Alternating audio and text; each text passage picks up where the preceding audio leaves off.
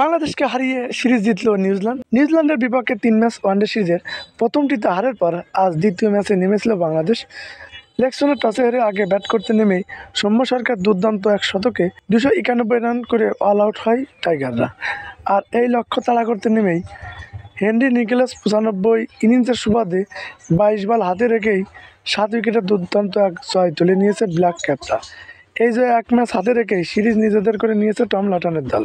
তবে ইয়ং ফিরে যাওয়ার পর কিউদের হয়ে রানের চাকা সচল রেখেছে নিকোলাস। কিউয়ের এই ব্যাটার আজ সেঞ্চুরির দ্বারপ্রান্তে পৌঁছে গিয়েছিল, কিন্তু নিউজিল্যান্ড যখন জয় থেকে আর 32 রান দূরে তখন শরীফুল ইসলামের বল উড়িয়ে মারতে গিয়ে আউট হন তিনি।